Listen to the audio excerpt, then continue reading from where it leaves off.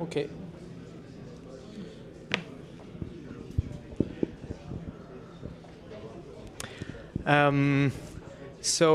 Hello everybody. I'm Guillaume CLERE, the founder of REVERTO, and thank you very much, David, for this invitation. So I'm gonna start on this kind of phrase. In France, there's been a study among 15,000 executives in the CAC 40, which shows that 80% of women are confronted to this kind of phrase. And this study shows that it has a negative, this kind of phrase, this kind of remark, has a negative impact on their work and on their health. And I'm not even talking about the risks for the company, if we're talking about legal issues, public image, employee engagement, legal plan. So the question is, how do we tackle such sensitive issues in company when you have legal obligation to do training on this kind of subject? And is it possible to change behaviors that exist for decades in such a sensitive matter? We've built a solution for that, and that's how it looks. Oops, I'm sorry, it's in French, this one.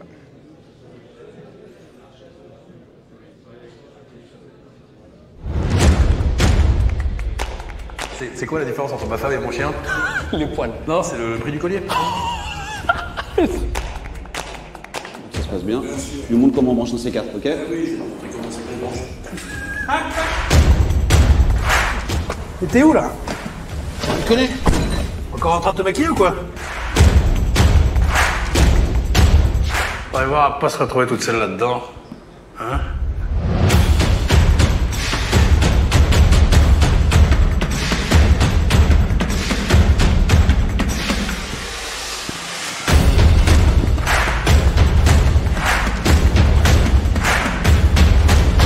Oh, je vous avais dit de pas prendre des gondesses, hein. C'est des nids en merde, ça. Hein.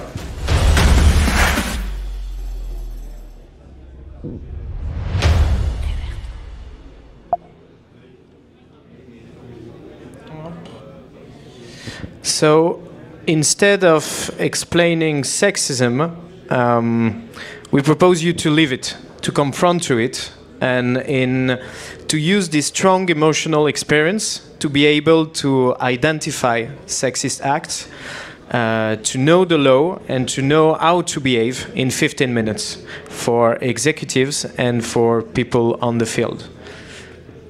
Our solution is based on immersive storytelling, but also on cognitive sciences. We have a PhD in our production team that helped us bring to build this experience and to measure its impact.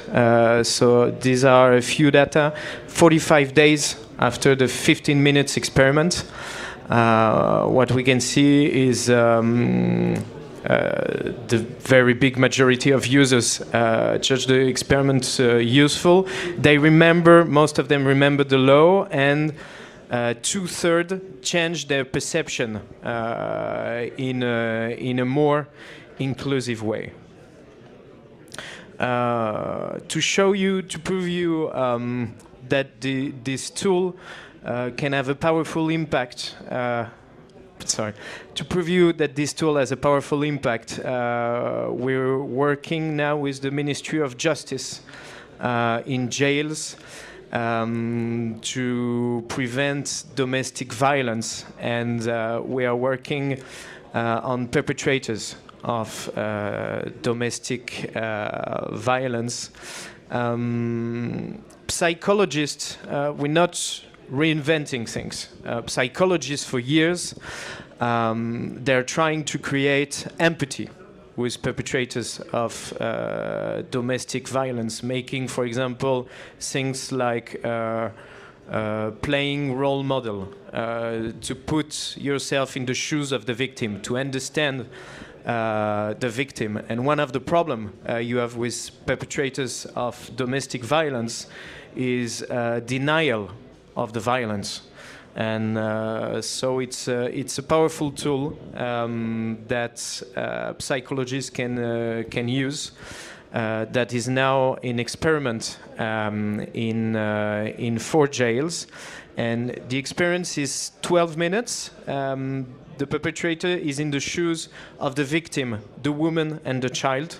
And what the psychologist told us is that it's very powerful to be in the shoes of the child, to stop denying violence and try to do a work with them. There's been other testing with this tool on domestic violence at the University of Barcelona and Maastricht, and that's very interesting. One of the things you have with authors, perpetrators of domestic violence, is they're very bad at recognizing fear.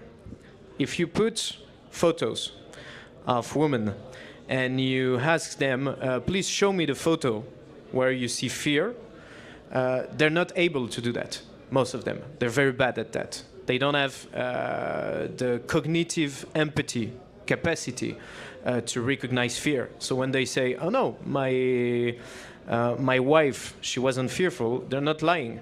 They just cannot see it.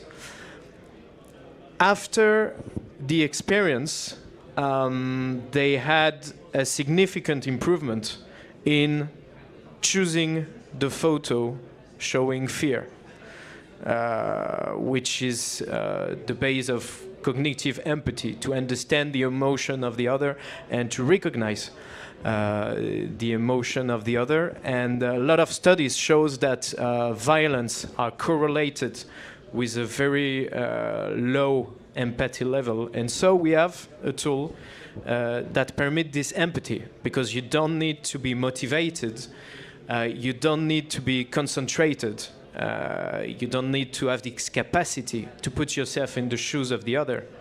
When you put the virtual headset, you are in the shoes of the other. So it's pretty interesting. Now that I showed you some concrete example, I propose you to take a step back and just to see why this tool, VR, can be powerful to change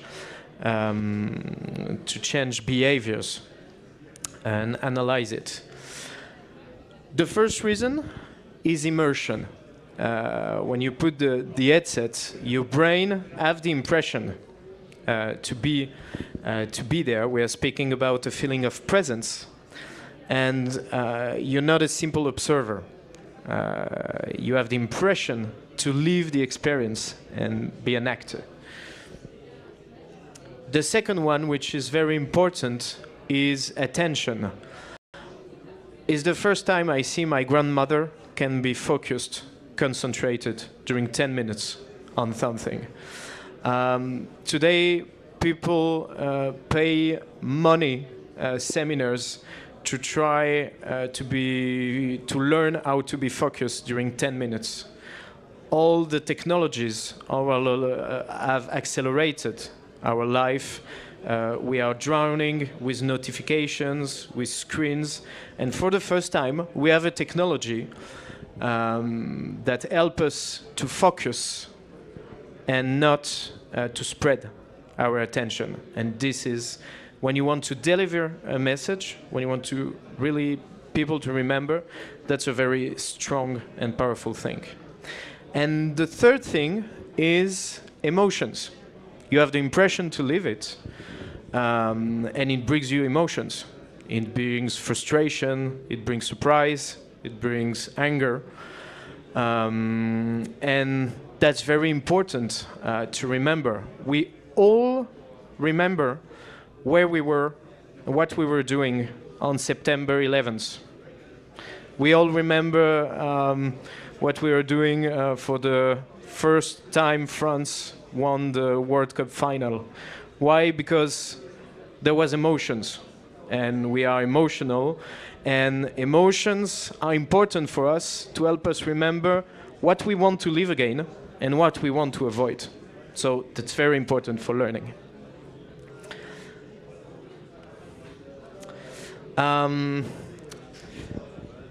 This is the Dale's cones of experience. It has 60 years ago, but Edgar Dale had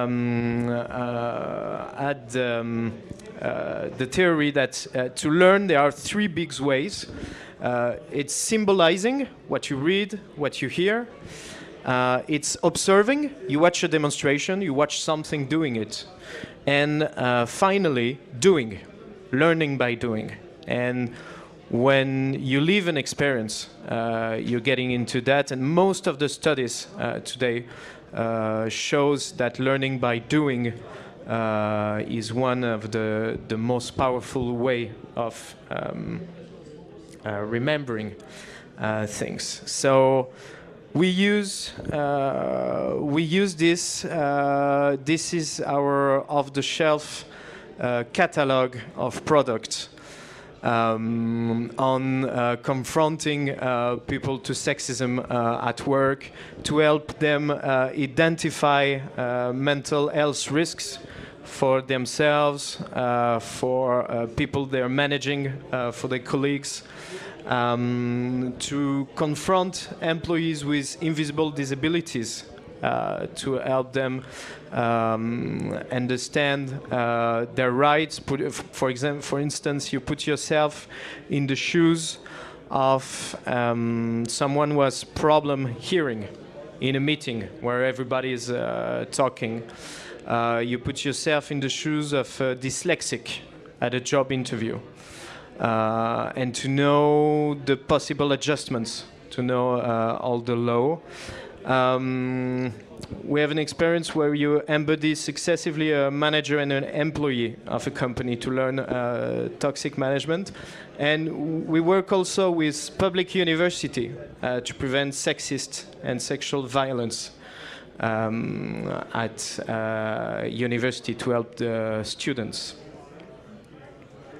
So now that we talked about solutions, I wanted to share with you how, from our experience, how it works for deployment of virtual reality in companies. And there are three use cases. The first one are workshops. It's when the company wants a turnkey solution, not to care about anything. And so we come with VR headsets, suitcase. We come with experts and facilitators. And you can train 100 people in a day, like this, in group of 6 or 12 persons. And generally the workshops last 1 hour. You have 15 minutes of introduction, 15 minutes of experience. All our experience are 15 minutes. 15 minutes of sharing in the group, discussion. And finally, 15 minutes to deliver the important messages. 15 minutes, why it is important to do it in group. You can see it's a pretty individual experience. Everyone lives the experience. But you do it in small group. And that's very interesting because when everybody gets out of the experience, not everybody lived it the same way. We all live the same reality, but not living it the same way. And people won't have the same emotions, whether they are men, women, whether their generation and their personal experience. There will be different things that will get important for them. And so one of the very important things with that is to open dialogue. These are difficult subjects to talk about.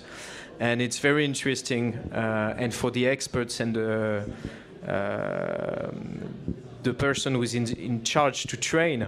It's a very important moment to deliver the message and to open up dialogue. Then you have, for example, one of our clients, URSAF. They wanted to train 1,000 person in the year, but to be autonomous. So we do VR suitcase rental, which means we give them a suitcase of headsets and we train people to use the technology. So we give them resources, they're trained to use it perfectly, and then they can call us if they have any problem. And I will get back then on the training for deployment. In HR team, for this we had to train 2 persons. And last use case is clients have already their VR headsets and they know how to use it. In transportation, in the industry, in energy, we have more and more clients that already have VR headsets. They already know how to use it. So we sell them license. They don't need training how to use virtual reality, but they do ask for what will I say before the experiment? What will I say after the experiment? How do I deliver the message? How do I communicate with it? So our work is really to give them resources for them to be able to communicate and to use it autonomously. We did a study I wanted to share with you, an evaluation. This is interesting because it's a study made in jail with psychologists during 6 months on the use of virtual reality. We're not speaking about people like you who are in love with the technology. We're speaking about psychologists in jail who didn't ask for technology. So what we did with them is they had the e-learning during 2 hours, and they had a training, physical training during 1 day, where we did games in virtual reality. We did a lot of exercise in virtual reality for them to be really. We wanted them to evacuate all the fear about the technology and the tool, and for them to be very, to know everything about that and to know the theory. And then we followed them during 6 months using questionnaires and calling them every month to know, okay, how things are going on. And we can see we had pretty high score on future use, easy to use, good features, confidence in use. We can make it better on the quick start. And I think that's one of the most important thing for all the VR industry, to make it easier to use. And there's still work to do on this. And you can see the technical difficulties, inconsistency in the tools, easy to use, with good training can be evacuated. And they say that the training is required. And that's one of the most important things for us. What's interesting is we really have clients, most of our clients, they're not in innovative services. They're HR at the URSAF, they're Docker at the Port du Havre or Port de Dunkerque. They're students in schools or electricians at Enedis, EDF. And so for us, really the challenge to deploy is really to make people feel comfortable with the technology, for them to break all the fear. And I think that's the big challenge for all the VR industry for the next years. It's a very interesting and powerful tool for training and also for inclusion to change the world.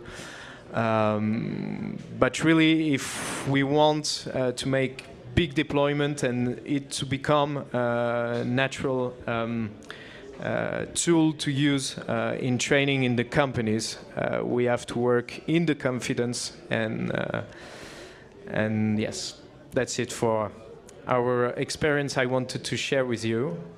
Thank you for your attention, and I don't know if we have time for questions. Yes, the problem is more the question. Is there any question?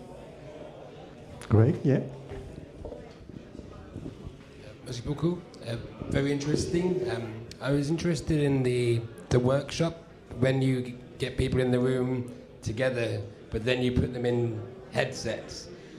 Do you have to explain what the point of them being there in the room was first? Because could they do it remotely? And then is there a kind of a hybrid solution with this, where you have to be in person to do this, or could you do this in separate locations? Oh, remotely.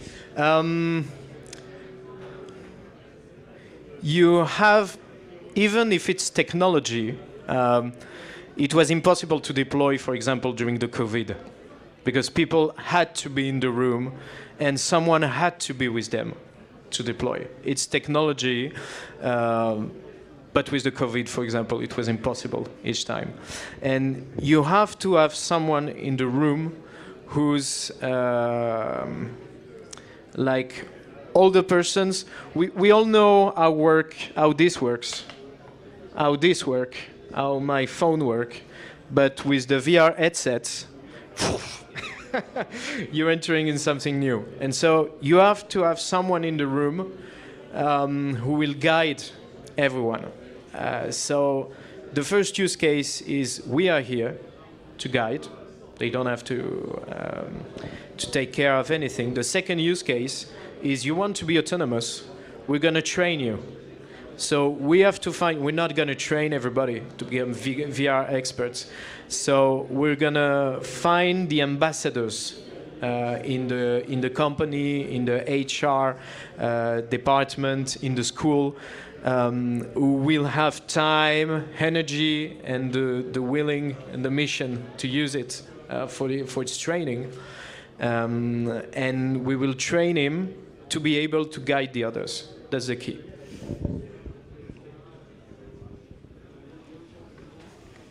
Other question? No? I look at the time. We have still 5 minutes. I just one last question, perhaps. Mm-hmm. When you start, 5, 6 years ago? 4 years ago. 4 years ago. Yes. It was not so accurate to speak about that, because the news was not so how to say, so helpful for you, because the subject was quite restrictive for training people or for the direction, and we try to train people to manage fire or something like that, but these questions are quite sensitive. So did you notice a change during these last 4 years? You mean on this question or on the technology? No, on this question, and how the people in the companies are coming to you and say, so I need this kind of formation, this kind of training. Okay, we have 2 use cases of people getting to us. The first use case is you have an article in the media, you have something on television, bad news, bad public image, and next week in REVERTO we have a call from the client. So when there's a fire, they come.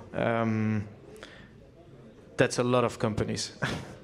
And then you have also a big movement, I think, well, first legally, on a lot of subjects, the executives and the top executives are legally responsible if things happened. And I think that changed a lot the need to train and to prevent in companies, because yes, you can have legal consequences if you didn't prevent and trained. And so companies, they say, okay, I have to prevent and train. That's one of my mission. How will I do that? Because people don't want to come. It takes time. It takes money. I don't want to put so much resources in it. And we have a solution. It's kind of ludic.